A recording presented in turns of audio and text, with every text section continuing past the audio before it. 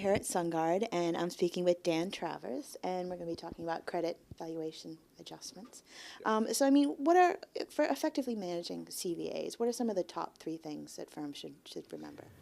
Hi, I think the top three things I would list would be, firstly, decide on an operating model and get a senior buy-in to that model and follow through on it.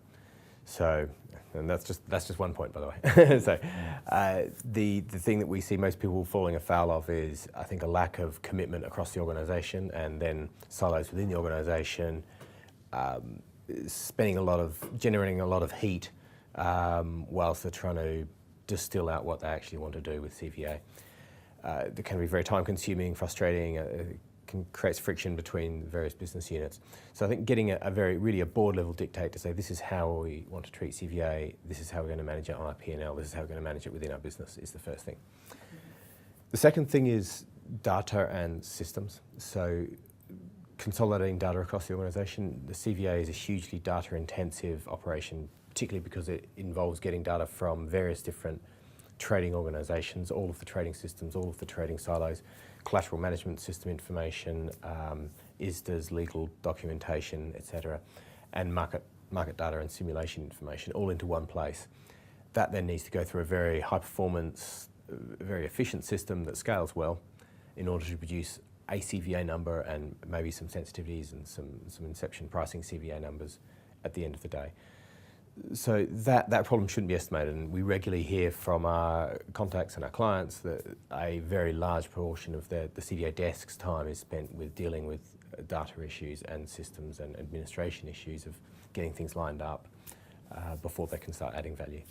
The third item is getting information out to decision makers, and I think primarily I would say that's getting CVA inception pricing out to traders pre-deal.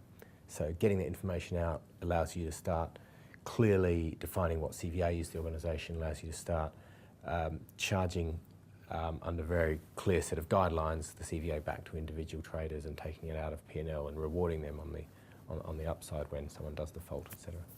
So that's great. I mean, but where should CVAs fit inside an organisation?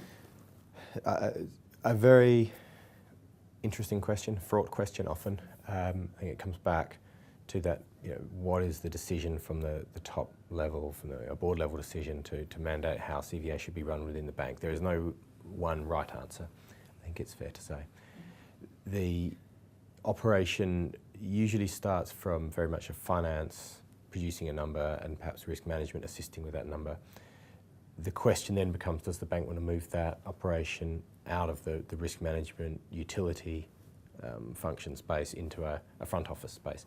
Most tier 1, tier 2 banks we see are, I would say, gradually, there's a lot of movement in both directions, but they're gradually moving towards the front office based model for CVA.